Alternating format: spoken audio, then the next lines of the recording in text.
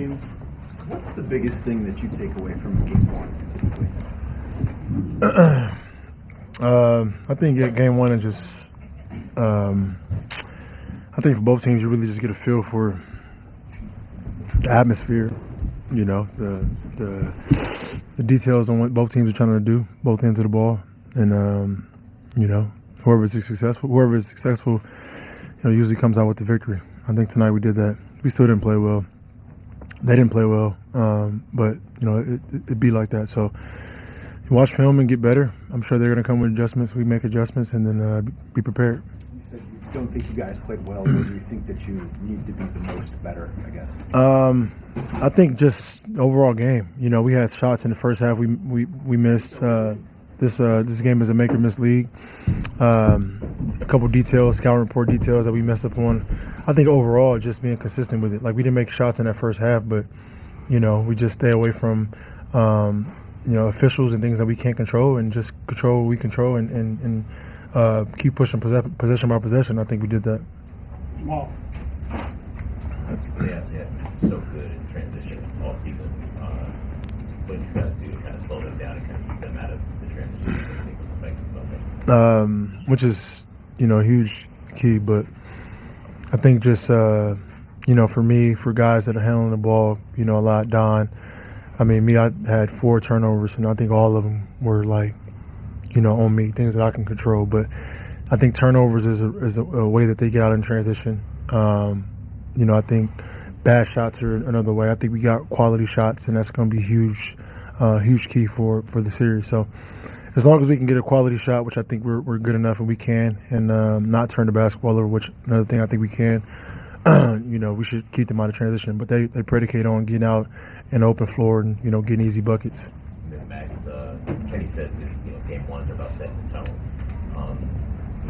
Being the aggressor, I think, was kind of the messaging all week for y'all. Just what do you guys feel like you did to sort of establish a tone? And how did you say this week? Yeah, I think we did that. I think our starters came out and set the tone early. I think Dean Wade was phenomenal. I thought he did a great job making it tough on Ingram. He's going to score, he's going to get his buckets, but Dean did a hell of a job of setting the tone early defensively, and everybody followed. And then coming out of the half, I thought we started the third quarter really well. So just finding ways to affect the game, and I think everybody was locked in on the game plan and executed it very well. Chris? For either one of you guys, what was the key to limiting Brandon Ingram to 1 shot attempt in the second half? Dean, but it's a team game defensively. BI is so good offensively. He gets to a spot, he can raise up, and it's hard. You can't block him once he gets to a spot. So I think Dean did a great job and did his work before he can get to a spot. So obviously it's a tough task. Scotty's a tough task, but that's why you got five guys on the floor helping each other out. So it's not going to be easy at all. But tonight was a good start for us. James, what stands out to you about Max's impact tonight? Every night, he don't really care.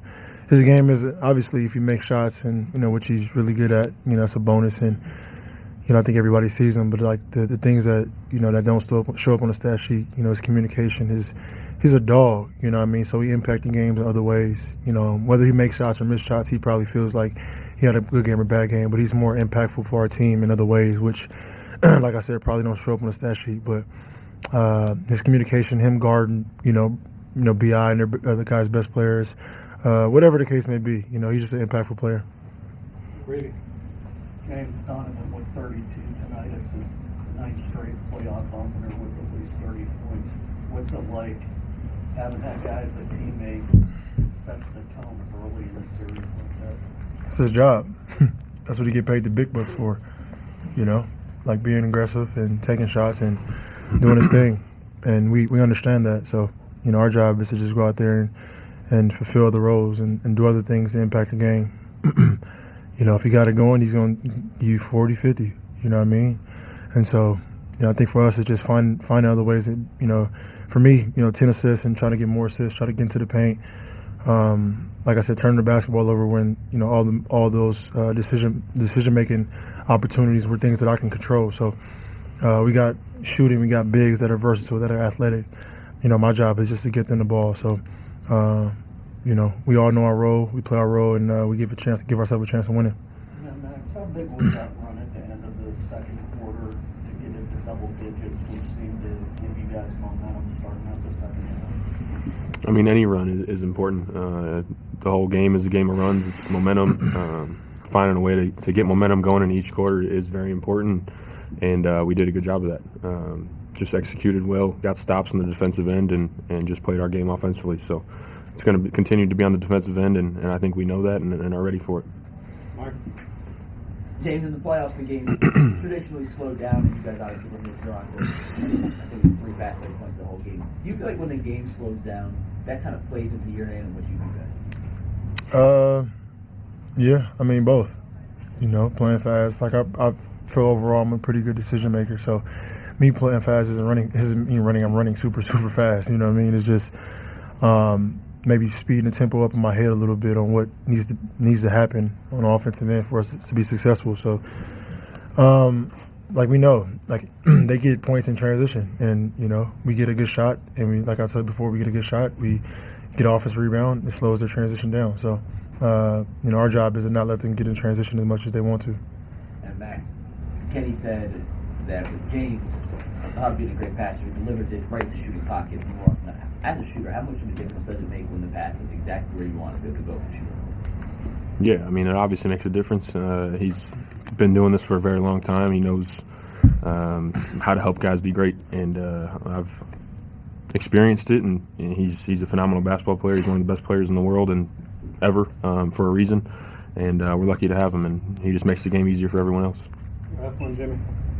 James, you haven't even been here for the equivalent of the half season yet. You guys just came out and hung almost 130 on a top 5 defense in the NBA game 1. What is, in your vision, when you guys really start to gel, what's the ceiling for this offense? We'll see. We'll see. We got a long way to go.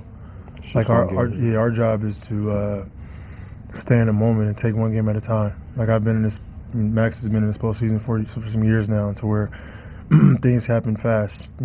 So our job is to focus on what we can do better. Watch film tomorrow, and then come out in game 2 and be ready to go. Like, they're going to come back and be more aggressive and be more like, on both ends of the ball. So we gotta hit first, and it's the playoffs. Max said defense wins championships. Offensive ceiling, where does that play into the championship picture? How important is that to a team that wants to win a championship? Yeah, I mean, you obviously got to score more points than their team to win.